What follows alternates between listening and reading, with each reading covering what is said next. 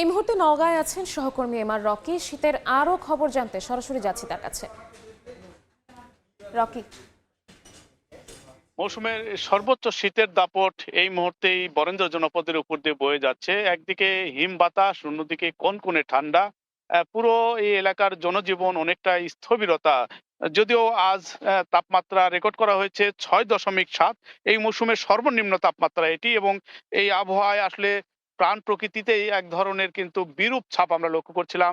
কর্মজীবী মানুষরা যারা এই মুহূর্তে কাজকর্ম নিয়ে বের হবেন, তাদের জন্য কিন্তু বেশ কষ্টই আমরা দেখছিলাম, এবং অনেকেই এটা এই মৌসুমে কিন্তু ধান রোপণের একটা ভর মৌসুম। এই মৌসুমে এই এলাকায় মাঠঘাটে ব্যস্ততা বাড়ে।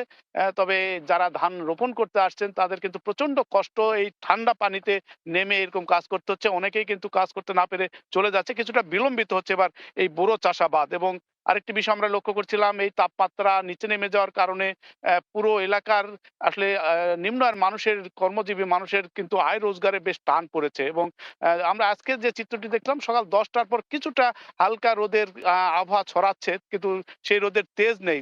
কিন্তু বিকেল হলে একেবারে কিন্তু তীব্র কনকনে যে হিম বাতাস, সেই বাতাসের কারণে স্বাভাবিকভাবে জনজীবন অনেকটাই স্থবিরতা, এবং অনেকেই বের হতে ভয় পাচ্ছেন, কাজকর্মে নামতে ভয় পাচ্ছেন। এর মূল কারণই হচ্ছে একদিকে হিম বাতাসের যে দাপট, এবং এই জনপদে শীতের যে প্রভাব তা কিন্তু কিছুটা বাড়তি হয়ে থাকে। এবং এবার পৌষের প্রথম থেকে এই বাড়তি তাপমাত্রার পারদ এই এলাকার মানুষকে অনেকটাই কিন্তু কাবু করে রেখেছে। এবং আমরা এর জন্য মূল বিষয়টি যারা আবহাওয়াবিদ বা পরিবেশবিদদের দিক থেকে বলা হচ্ছিল যে এই জনপদের একদিকে জলবায়ু বিরূপ প্রভাব, নদী নালাগুলো মৌসুমের আগেই শুকিয়ে যাওয়ার কারণেই কিন্তু এই বিরূপ ছাপ, এই এলাকার প্রভাব সরাসরি কিন্তু এলাকাবাসীকে অনুভব করতে হয়। সব মিলে কিন্তু এই তাপমাত্রা একেবারেই এই জনপদের মানুষকে অনেকটাই নাজেহাল করে রেখেছে।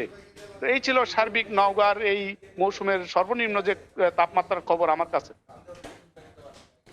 নওগাঁ থেকে সরাসরি যুক্ত হয়েছিলেন সহকর্মী এমআর রকি।